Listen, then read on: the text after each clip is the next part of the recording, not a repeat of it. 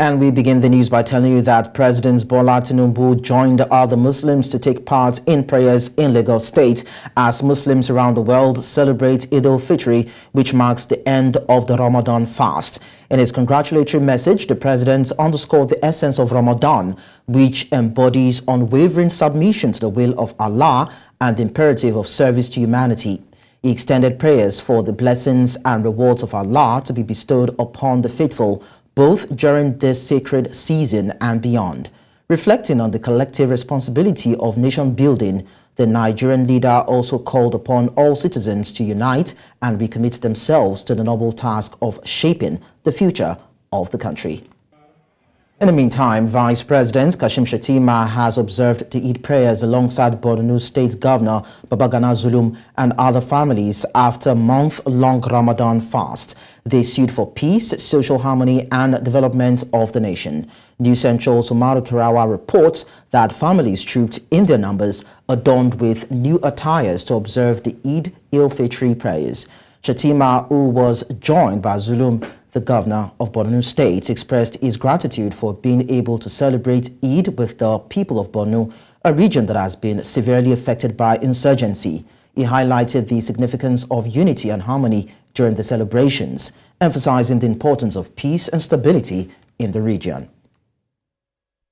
We are quite excited. Eid Mubarak to all Nigerians. Let's pray for peace, social harmony and development of our dear nation. That's our prayer and that's our best wish. Now we tell you that operatives of the Lagos State Traffic Management Authority rescued 18 injured accident victims at Adekunle Inward Adenijadele on the 3rd Mainland Bridge in Lagos State. The Director of Public Affairs and Enlightenment Department of LASMA, Adebayo Taufik, disclosed that 18 seriously injured passengers were rescued by the LASMA official from the zone Lagos Island. Preliminary investigations revealed that a 20 fully loaded LT commercial bus sped and lost control as a result of a brake failure and was about to fall inside the lagoon before it was stopped by the rail of the 3rd Mainland Bridge. While the truck driver ran away from the incident, policemen of the Adenijadele axis of the police station provided security backup during the rescue of the 18 seriously injured passengers by the officials. We also tell you that the Lagos State government has ordered the indefinite suspension of commercial activities in Dosunmu market and its environs in response to the fire outbreak which resulted in the collapse of 4 buildings. This directive was issued by Bola Olumegbon-Lawal, the special advisor to the governor on central business distress, during a visit to assess the situation. According to Lawal, the closure was deemed necessary to avert further loss of life and ensure the maintenance of peace and order in the affected area.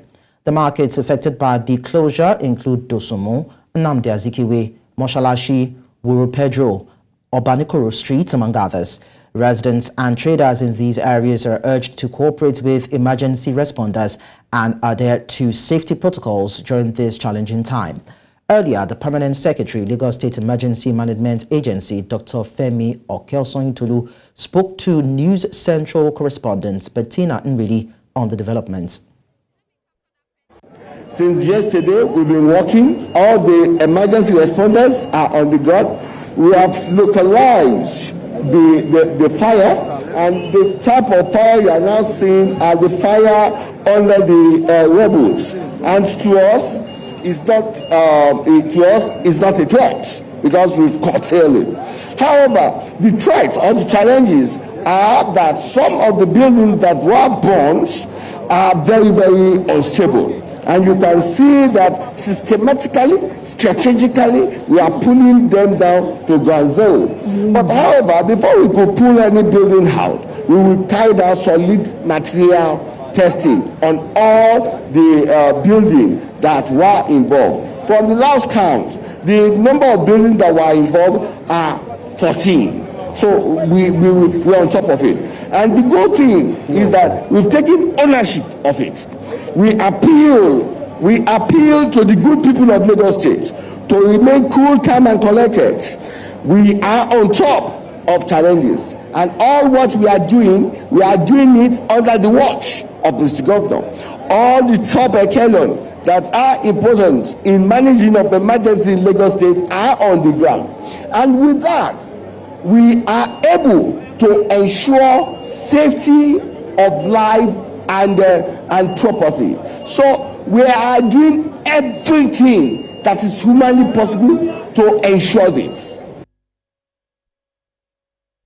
In a related development, traders who lost their goods recently at the popular Wuse market located in Nigeria's capital, Abuja, say life has been very difficult for them and their families since the fire incident. They are calling for government to come to their aid as they have lost all they have to the fire. Marvelous Obomanu visited the location a month after the incident and now reports. For 9 shop owners in one of the biggest markets in Abuja, the fire incident that ravaged parts of the popular Wuse market on the 12th of March 2023 continues to be a day difficult to forget. Some of the traders accuse the police of being responsible, saying in their attempt to restore peace during a fracas between the shop owners and the market task force, they unintentionally caused the fire. This is the site of the Wuse market that was recently gutted by fire, and some of these materials are some of the materials that were used in roofing these shops. Honestly, it has not been easy. I've been in and out of depression, but I don't know. I just hope that the government will do what they have to do on time. Even the future of our children in terms of schooling is being threatened, because with this thing in place like this, I don't think any of us can be able to take care of our families. We tried to locate some of the traders several weeks after the incident. Now, some of the market sellers who we've been able to speak with said that ever since this particular incident happened, life has become tough and difficult for them, having to cater for their family and their children in the face of the present economic situation is very difficult. Therefore, they are calling on the government, who have promised to remodel this building and help them to cushion the effect of the loss, to speed up the process as life is becoming very, very difficult for them. A businessman that doesn't have any other income coming in, or you are working for government and at the end of the month you are being paid, it's from what you sell is what you take care of your family for. And when that thing is no more, you know how it will affect the family. Because children, they don't care whether your shop burn or not.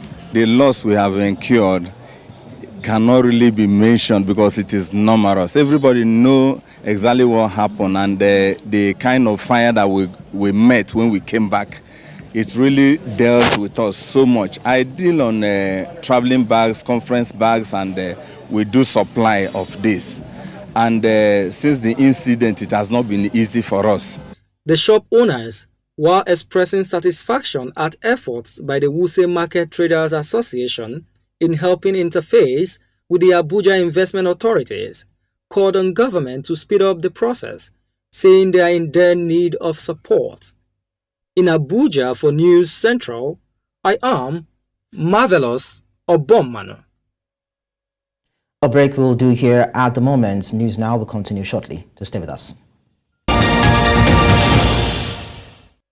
Many thanks for staying with us. We now tell you that the impeached Deputy Governor of Edo State, Philip Shaibu, has written to the Chief Justice of Nigeria, Justice Olukayode Ariwola, to obtain a complaints form to file a formal petition against the Chief Judge of Edo State, Justice Daniel Okunbowa.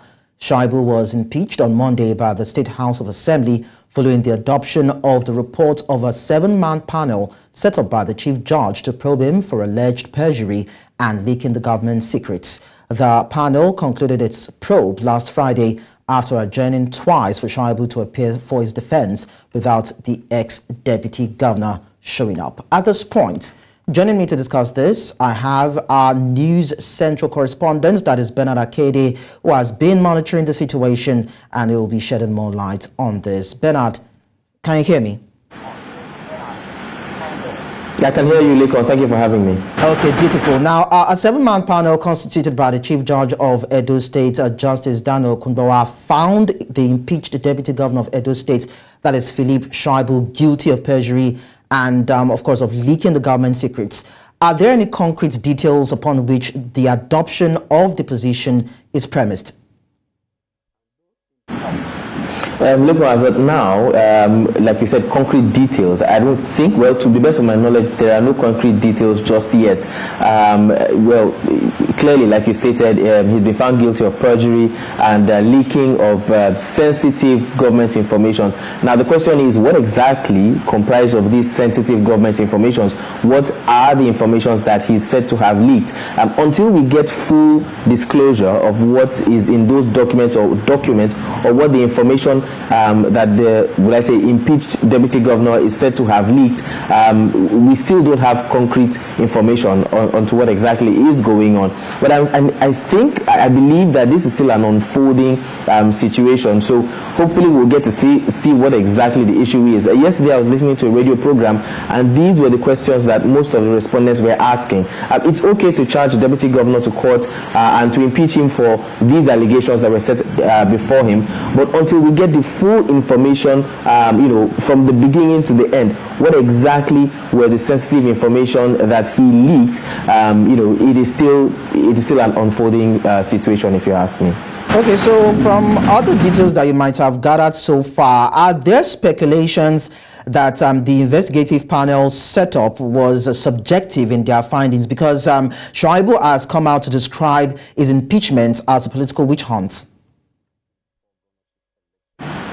Yes, well, if you've been following the story like I have been doing, you see that Shaibu did point fingers, accusing fingers at certain persons in government. He did call it witch hunt eventually, but you will see that this didn't just start today. It's a situation that had been brewing for about a year, over a year. Remember that Philip Shaibu, the ousted deputy governor, and his, well, I say, former principal now, that's talking about Godwin Obaseki, had not exactly been in good terms for the past 1 year. There were times when they didn't see eye to eye or face to face. There were times when Philip Shaibu was locked out of the government office and the government house, and then there were times when it seemed like their relationship was getting better and getting stronger. Obaseki did send him birthday greetings on his birthday, but then after that again it seemed like the whole relationship began to fall apart again. So it's been a long time coming. It's a string of events.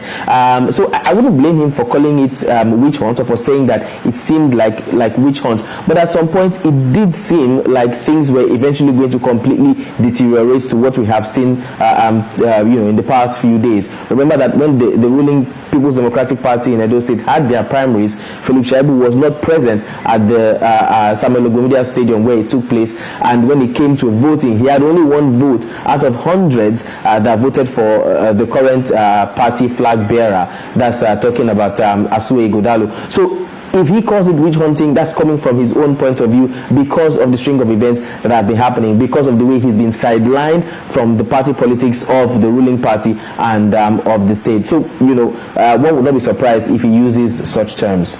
So now with Shaibu filing a petition against the state's chief judge, does that suggest that the former deputy governor is discrediting the office of the chief judge because of the outcome of the report that led to his impeachment? Some people have come out to say that what he's trying to do now, filing a petition against the chief judge of Edo State, might even portend graver consequences for him. Well, in this case, Lekan, I would say that Philip Shaibu is in a position where, regardless of what he does, he's sinking anyway, if I may use that term. So whether he stays silent and lets sleeping dogs lie, or he decides to file this petition, either way, he's, we see the situation that he is in, and it's not a pretty one. Of course, he's not going to be one that will just roll over and let things fly over his head. He will continue to fight until the final moment, which is exactly what we're seeing. He's been fighting for the past 1 year, he's been quite vocal about things that have been happening. Even when it came to the party primaries, remember that it seemed like he and I would say some cohorts held a parallel primaries, for the party, and then now we're seeing this. So definitely, he is going to continue to push.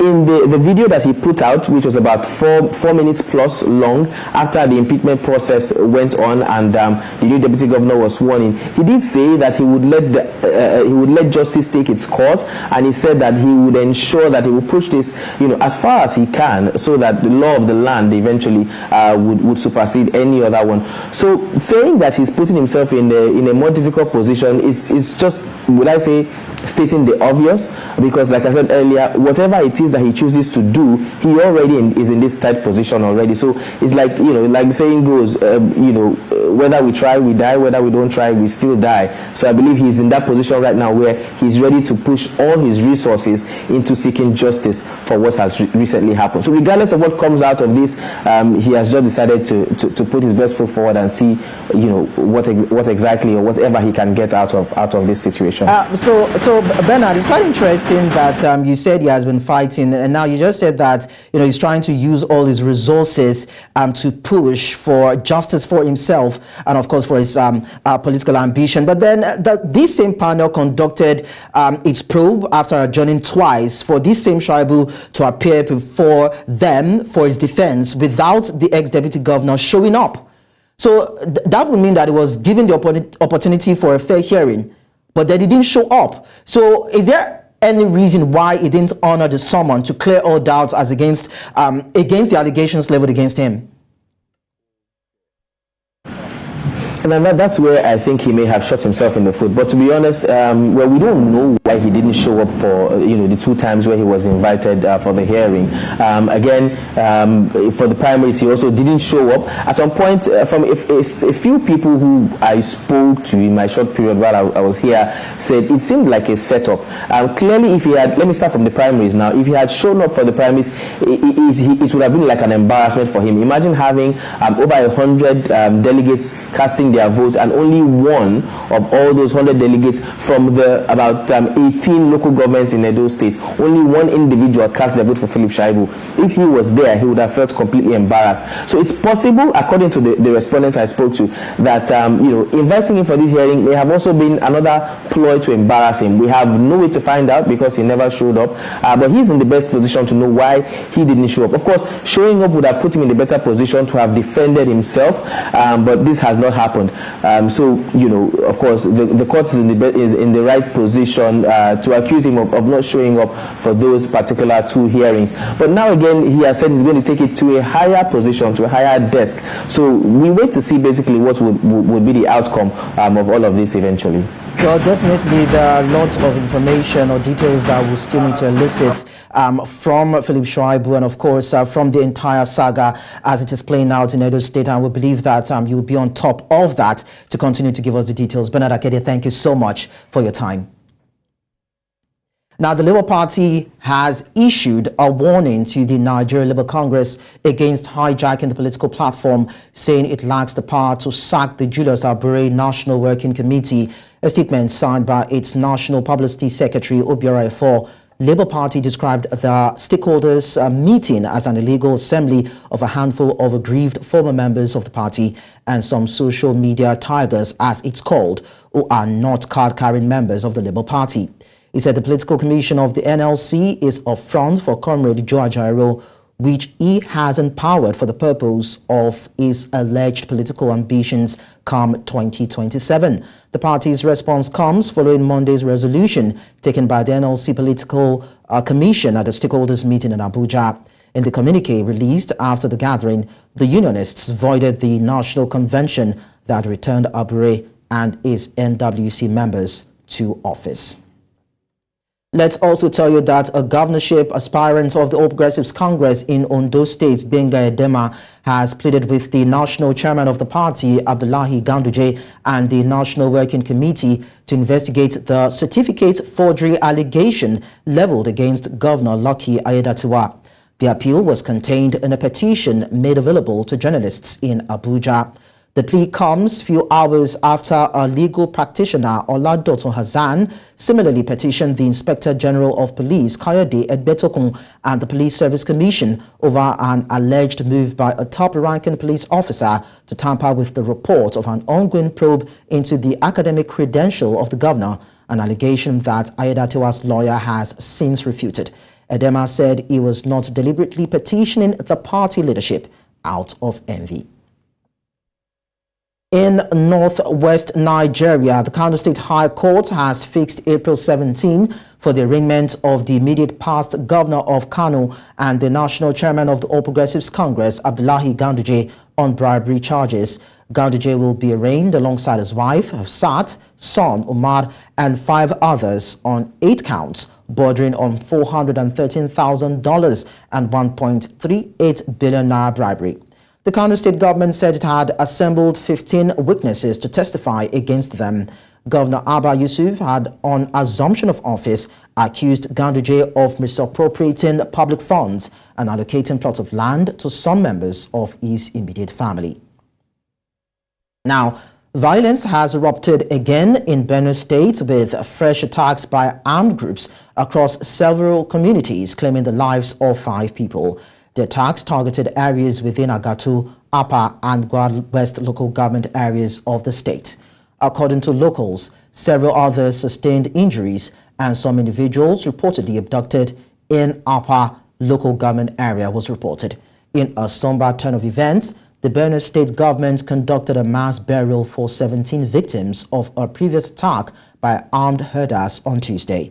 Speaking on behalf of Governor Hyacinth Aliyah at the mass burial ceremony, Deputy Governor Samuel Ode emphasized the urgent need for a sustainable solution to end the recurrent attacks on Benue communities by armed herders. Away from that, reports of infant deaths should be a thing of the past in Nigeria, given the number of skilled medical personnel that the nation boasts of. To ensure that child mortality is reduced reasonably, health professionals have been given more practical training to tackle challenges during birth. News Central's Chimogele reports that the training was offered by Nigerian doctors for Abia State personnel. Of the 2-day training program is to educate health professionals, especially midwives, nurses, and health officials at the various localities on how to take care of babies upon delivery. So our task for the first day is to make sure that everybody that's here walks away knowing how to help every baby breathe, so every baby has a chance at life. Health experts say the cause of child mortality is associated with what the caregivers in the labor room do or fail to do within the first minute of baby's birth. We want to make sure that our very skilled workers here come away with those skills and knowledge to continue to do the amazing work that they do every day. In some cases, babies who do not cry at birth are proclaimed dead erroneously, which is part of the issues the training seeks to address. At least we have known how to help babies survive by resuscitating them, those that are not breathing when they are being delivered, and those that did not cry when they are delivered. At least they have told us the techniques. With the knowledge that we've acquired here, it's going to promote the health of babies and reduce the mortality of newborn. Wife of Abia State Governor Priscilla Oti underscores the importance of the training. This initiative aims to equip health workers on the best practices and techniques to ensure that every newborn receives the highest quality of care and attention required to thrive. As part of the programs lined up for the Health Mission Week in the state, the physicians also trained federal road safety workers on how to manage trauma during accidents. It's really important for everybody to know how to do CPR. You don't have to be a medical personnel to be able to save a life. It's actually very important that every community, every member, every Nigerian knows how to administer CPR, because you can save a life. AMPA decided to come together to offer this training to health workers in Abia State on how to take care of babies upon delivery to ensure that they live as long as they should and not die at birth. In Omahafon News Central, Chinwe Ugele. Coming up on News Now. Liberia's Senate approves establishment of War Crimes Court. We'll bring you details after this short timeout. Don't go away.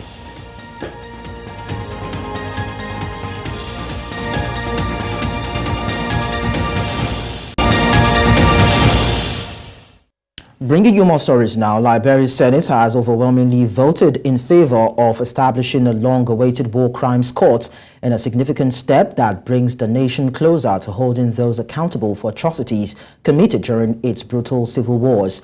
The two civil wars, which lasted from 1989 to the year 2003, claimed an estimated 250,000 lives and were marked by horrific acts like massacres, rape, and even cannibalism. In a decisive move, the Senate backed a resolution supporting the establishment of a War and Economic Crimes Court, following a similar vote in the lower house of Parliament last month. The resolution will now undergo further deliberation in the lower house before being presented to President Joseph Boakai for approval. Subsequently, a bill will be drafted and debated by both houses of Parliament. This vote signifies Liberia's growing commitment to addressing its dark past and seeking justice for victims. Away from that, Senegal's President Bassirou Diomaye Faye has taken decisive steps to address the country's economic challenges. In a statement released after his first cabinet meeting, Faye directed Prime Minister Ousmane Sonko to develop an urgent action plan aimed at revitalizing Senegal's economy and stabilizing its finances. The 44-year-old president, who won last month's election on a platform of sweeping reforms, instructed Sonko to conduct a comprehensive review of existing programs and plans. The review will cover public finances, international cooperation, and public-private partnerships. The president emphasized the importance of properly finalizing and implementing the action plan in collaboration with the Senegalese private sector. Togo's legislative actions and elections have been rescheduled for April 29 following a delay attributed to a contentious constitutional reform. Originally slated for April 20, the elections were postponed by the government to allow for consultations regarding the reform. This reform, criticized by opposition parties, was perceived as an attempt to prolong President Faure Gnassingbé's tenure in office. In a statement issued after a cabinet meeting on Tuesday, the presidency confirmed the new election date.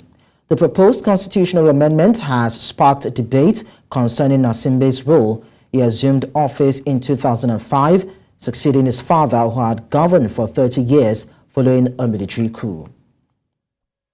In the meantime, the Togolese government has denied opposition parties permission to stage protests this week over the constitutional reform and the postponement of upcoming legislative elections. The reform, passed last month, allows the National Assembly to directly elect the president, a move seen by the opposition as a power grab for President Faure Gnassingbé.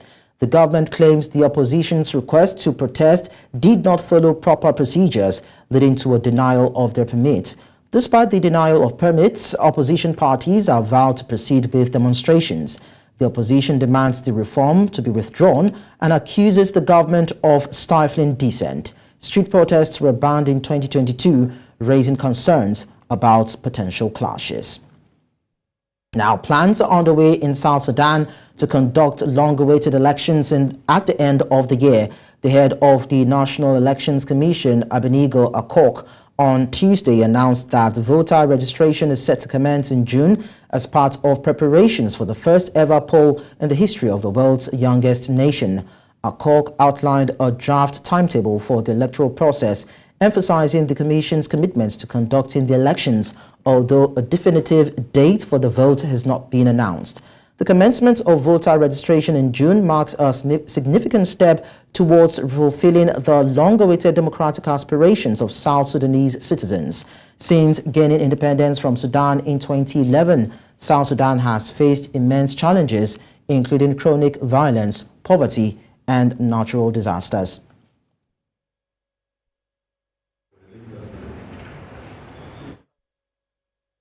Former President of South Africa, Jacob Zuma, has won a court bid allowing him to stand in the upcoming general elections in May, overturning a decision by electoral authorities to bar him due to a previous conviction. The electoral court's ruling could significantly impact the upcoming vote, as Zuma leads the newly formed opposition party Umkhonto weSizwe, which has emerged as a dark horse in the election race. South Africa is gearing up for its general elections on May 29, anticipated to be the most fiercely contested since the advent of democracy in 1994.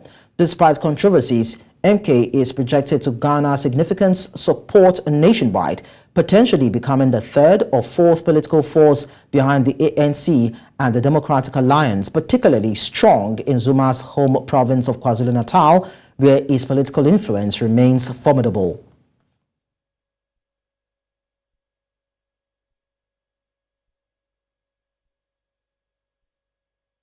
Still ahead on the news, Biden criticizes Netanyahu's approach to Hamas war. But we'll bring you details on the rest of the stories in a short while. Do stay with us.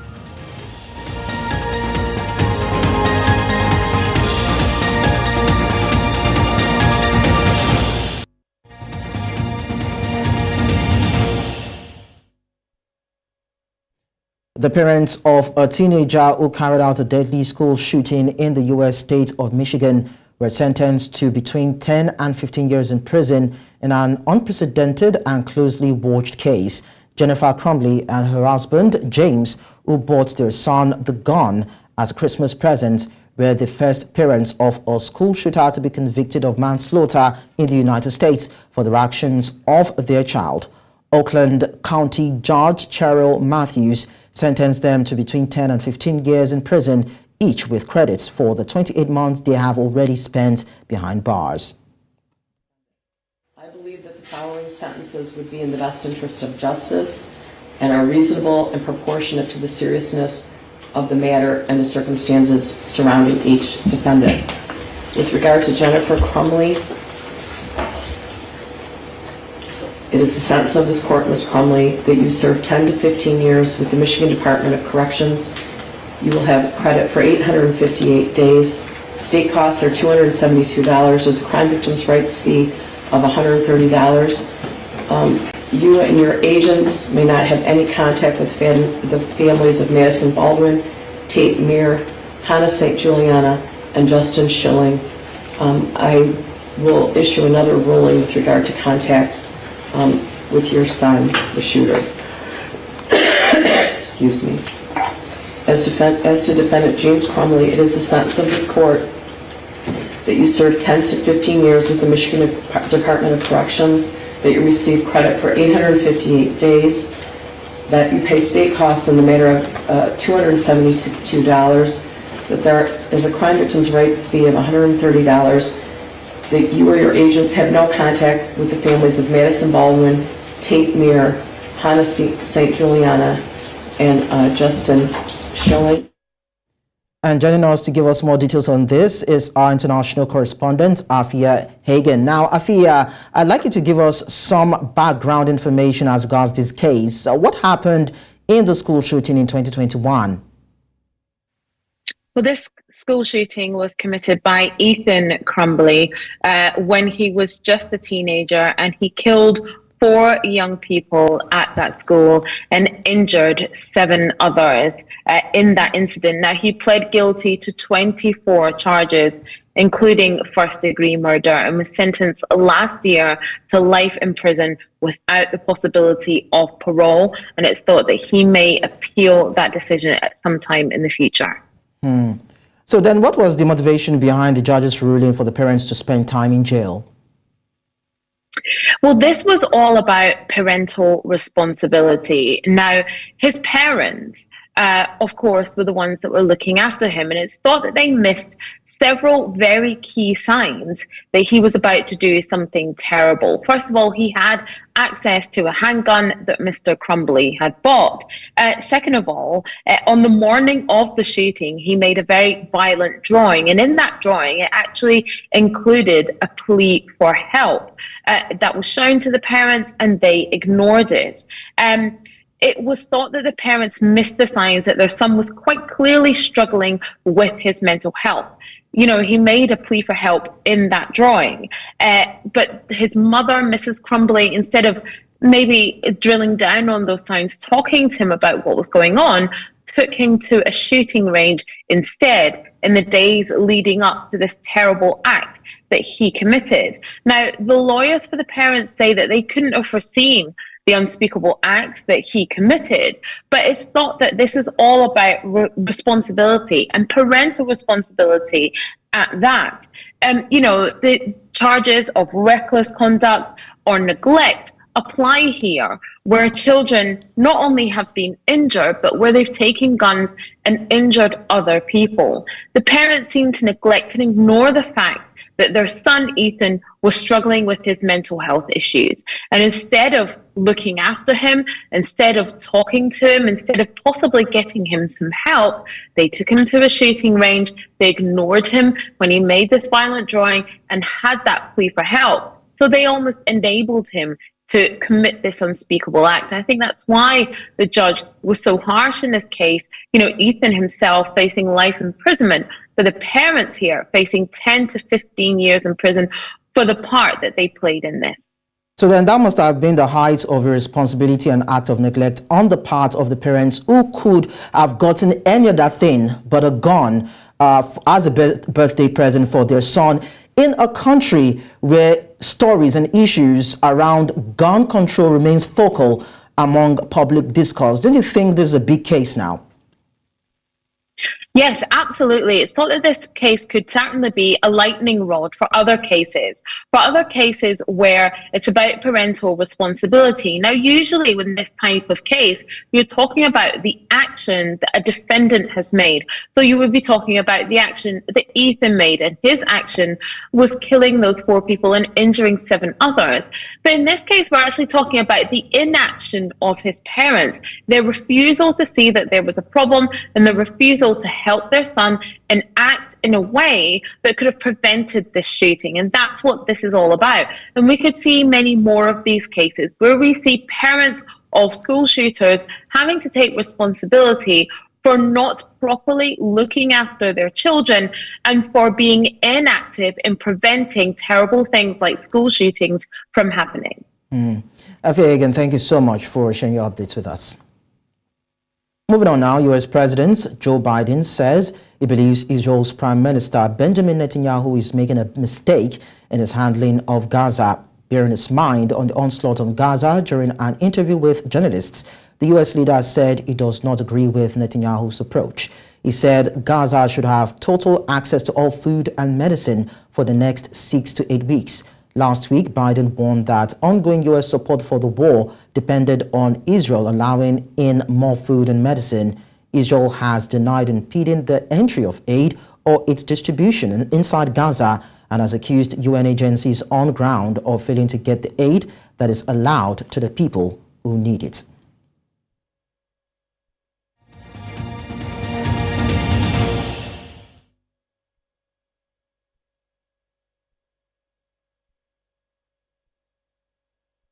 Talking business now, the Minister of Power, Adebayo Adelabu, has disclosed that the federal government of Nigeria will take action against power distribution companies that fail to provide 20 hours of electricity to customers in the Band A category.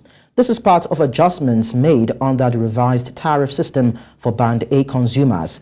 Minister Adelabu, in a post, also highlighted other provisions under the tariff adjustment reform, including a projected 1.5 trillion naira in savings for the federal government and continued subsidies for bands below A. Adelabu provided an update on the pilot stage of the Presidential Power Initiative, noting progress in the installation and commissioning of power transformers and plans for upgrading the transmission network. Abuja Disco was fined 20 million naira for wrongful bidding of Band B customers with Band A electricity tariff rates. Away from that, the Nigeria Association of Chambers of Commerce, Industry, Mines and Agriculture has called for a change in the currency used for the collection of duties by the Nigeria Customs Service. NASIMA President Delioye made the request in response to the Central Bank of Nigeria's recent directive on foreign currency collateral for Naira loans. Oye argues that all legitimate government transactions, including import duties, should be conducted in Naira. He urged the Nigerian Customs Service to cease collecting duties based on the United States dollar rate, as the uncertainty has had detrimental effects on manufacturers and businesses. Nasima is hopeful that the Presidential Committee's report on fiscal and tax reform due in April 2024 will address this issue.